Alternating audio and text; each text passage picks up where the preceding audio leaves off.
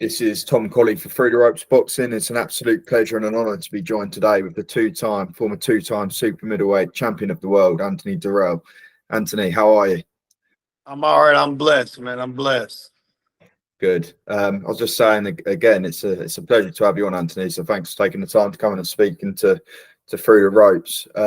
So just to dive straight in, Anthony, I know last time out you fought in 2022, Caleb Plant. Great fight. It didn't go your way that night. So I wanted to ask, so where are you now with your career? I know you're 39, you've done it all in the sport, former two-time world champion. Are you still planning to, is there still the hunger left? You still planning to continue in the game? Not as of now, no. But it's it might be a price now I come out for. But right now, no, I'm relaxing. I'm Fair enjoying play. my fruits after all these years of fighting. Exactly, yeah, and it's certainly well deserved. So do you still train? Are you still in training, ticking over, or just laying back and enjoying yourself at the moment? I'm trying to get a gym started from where I'm at back in Flint, Michigan, like downtown area, but it's some complications, but I'll get it going. Once I get it going, a gym will be up back where I'm at. Is there any names in the sport at the moment, Anthony, that would give you that desire if someone came to you and or called you out, that would sort of get you out of bed to make that comeback? Danny Jacobs, one. Yeah. Obviously Canelo, but Danny Jacobs would be my first option if I could. I mean, and that's my guy. But I just think it'd be a good headline. We both came back from cancer to become world champions. So, two cancer survivors fighting it's a headline for not just us, but for the cancer survivors. That we can make it. We did it. We made it, and we keep pushing. Yeah, absolutely. I think that would make a great spectacle. And it's incredible what yourself and Daniel did, obviously fighting back from cancer and then coming back to continue your career at the real top end of the sport as well. I mean, just on that, Anthony, how difficult was that? And I mean, how did you overcome that and get yourself back to the top of the game, not just physically but mentally as well, to come back from that? It was tough, like any other thing, but that was just extra tough. Cancer, everybody thinks of death. But I got through it with my family and friends, close friends, and it was a blessing that I got a second chance at life, and not even boxing, but I definitely got a second chance. God definitely has a plan for me, and I'm just blessed and highly favored to keep pushing and get to where I wanted to be, as world champion. And I did it twice after cancer, so I'm proud of myself, man. Absolutely. And you're someone, clearly, from what you've done in your life and coming back from the cancer and winning world titles, that when you set your heart or your eyes on something, you always achieve it. So what does the future look like now for Anthony Dirrell after boxing? Going forward, what are your sort of future plans, and what have you got your sights set on at the moment? Just trying to. I'll probably try to get a commentating job somewhere. I think we need more fighters that really know the sport, in it, calling the fight, because they can see things that normal people can't see. Everybody is not made for it, but I think I have the the conversation and the aspects of boxing to be a good commentator. I did it before, and I think I was pretty okay with it. So hopefully I can get a gig and go from there and make it a little career. Just touching on your career as well, Anthony. I mean, you obviously won the world title of Sakio Bika the first time. Won it again against Avni Yildirim. You've been in there with some of the best fighters in the world. Caleb Plant as well, Benavidez.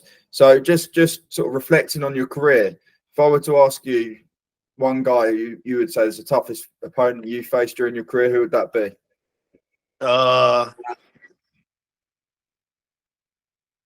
Benavidez was tough. He came in there. He definitely was tough. Everybody's saying he's a Mexican monster. Sakio Bika was tough also. It had to be out of them two. But if I had to give it to somebody, it'd be Benavidez, just because of the level of competition that I had to face. I had to really beat.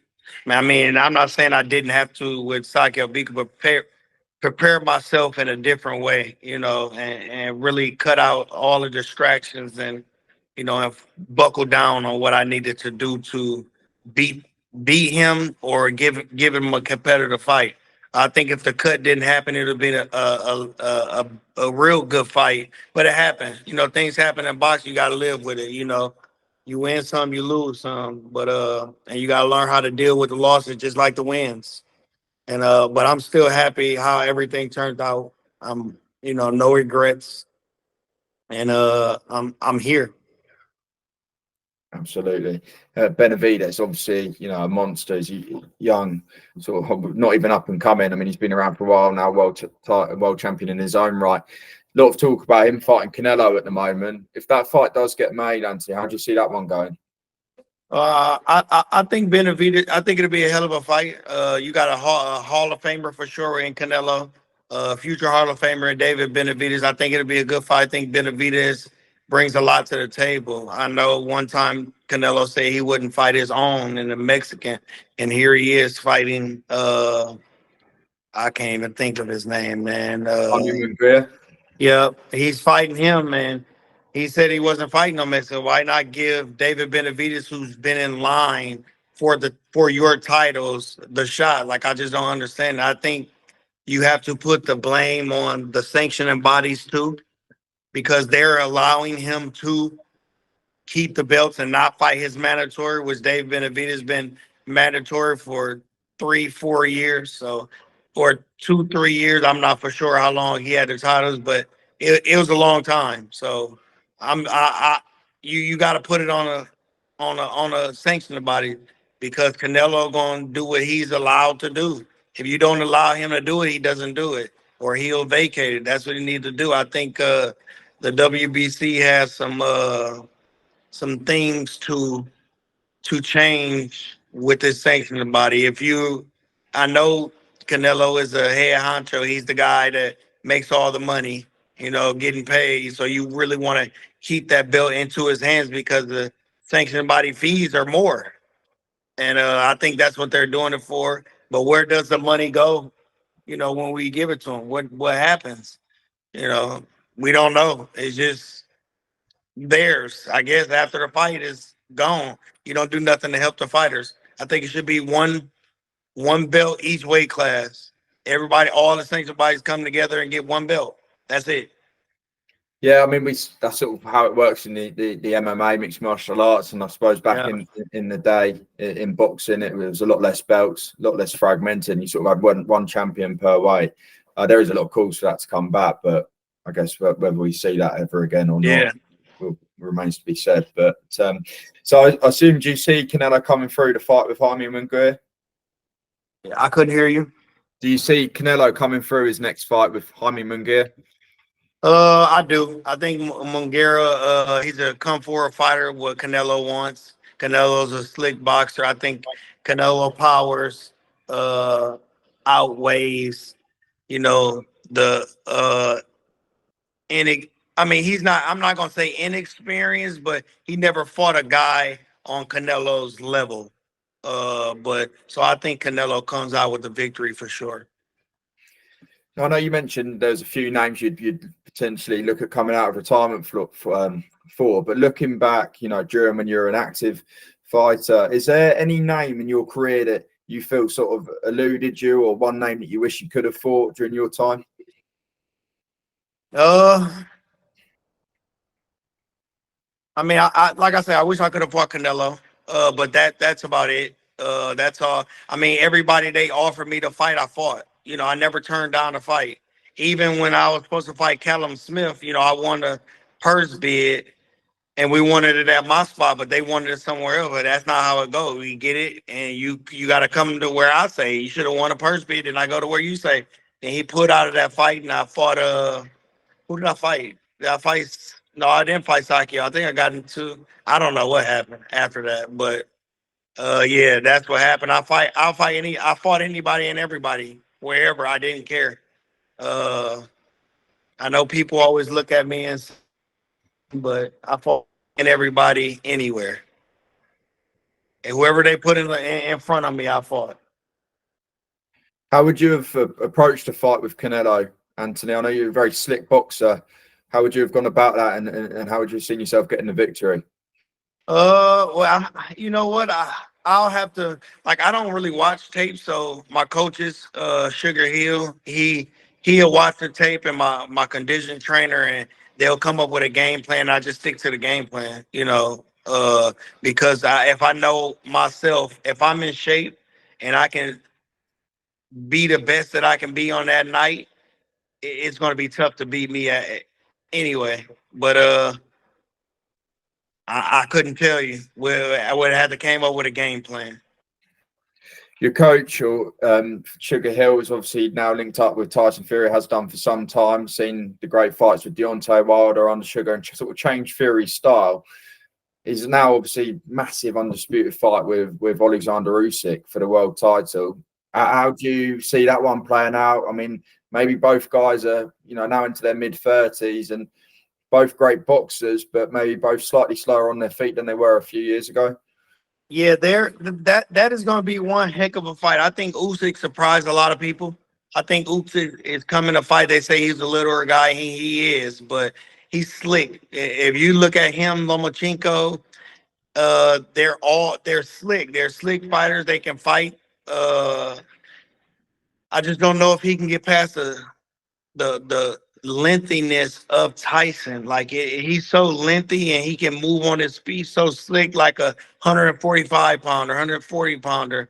I mean, that's how slick Tyson is. I don't train with Tyson. I've seen him. He's a workaholic in the gym. So if Tyson bites down and be dedicated to this fight, I see him winning. But it won't be an easy road for him. Do you see it going to points, Anthony? I do. Yeah. I don't see Usyk being stopped. Usyk is very durable. He's a guy that's coming in there not to lay down. He's coming in there to fight and win. Now, moving on from Tyson Fury, now we've seen that Mike Tyson at 57, I think, years old, is making a return to the ring. Yeah. Against Jake Paul, obviously 27-year-old. I guess the throw up is that Mike Tyson was one of the best heavyweight world champions we've ever seen, and Jake Paul's effectively a novice, but Father Time waits for no man. What's your sort of take on that one, Anthony? It's an exhibition, so that any better, but I don't know. Like I just don't know. I just think it was a bold move by Jake. Like you shouldn't fight him. Like regardless, if you say you're a top guy fighting, you're gonna change boxing. You can't fight Mike Tyson. Like fight a boxer, a real boxer. Francis just fought 2 world champions, and that's what you do if you come into this game saying you're this, you're that, you're this, and you're that. Fight somebody to prove that you're this and that. But you getting money. I'm not knocking nobody on getting money. I think if that's what you want to do, you want to do. But I just hate people who make a mockery of the sport. I can't blame it all on Jake because they're allowing him to do it. The fans, everybody, they're going to pay for it. If you stop paying for something and he fights and it don't sell good, and then they do it again and don't sell good again, they're not going to keep doing it because they'll lose money and it won't work. But we got to put it on the boxing community too for allowing this BS to keep going on. Do you think? I'm not sure actually is an expert. I think they're trying to sanction it as a proper bout. I mean, is it in any way conceivable that Mike Tyson at his age can get in there and still fight at a reasonable sort of level as a professional? With Jake, I think so, but it's still going to be, like you say, Father Time is undefeated. Yeah. Regardless of how you put it, it's undefeated, and that's the part that worries me. Tyson, we see Tyson on the mid-working path, but it's different when you get in there in the ring. We all know that as fighters, but I mean, we'll see. I won't buy it, but we'll see. I won't even watch it. I won't support nothing like that. Well, one other fight I wanted to get your opinion on, Anthony. Another real top fight coming up. We've got Devin Haney, Ryan Garcia. I mean, Garcia is obviously coming off the defeat to Tank. No shame in that. Tank's obviously a pound for pound. You know, he's up there, as is Haney. So how do you see that one unfolding? I think it'll be a good fight. I think it'll be a chess match at first. I think Devin Haney is I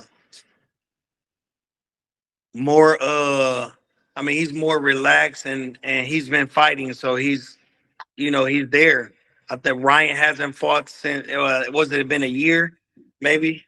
Something So like I hope that don't weigh in on it and dictate the fight. But I think it'll get a good fight, good chess match. But I got Devin Haney without a doubt. And another one is Dimitri Bivol versus Arthur Beterbiev. That's a great fight, light heavy. Really, I couldn't even tell you, but Bevo and then Better V, it's just gonna be a tough fight because Better V don't stop. He gonna keep coming, but Bivol, he moves and he hits you. He do what he needs to do to win. I mean, we've seen that with Canelo, but it'll be a good fight. I couldn't pick a winner. I couldn't. I don't because I wouldn't. I don't know. Yeah, that's how good that fight is going to be. Anthony, that's all from me today. But once again, thank you very much for your time. This is Tom Colley with a former 2-time world champion, Anthony Dirrell.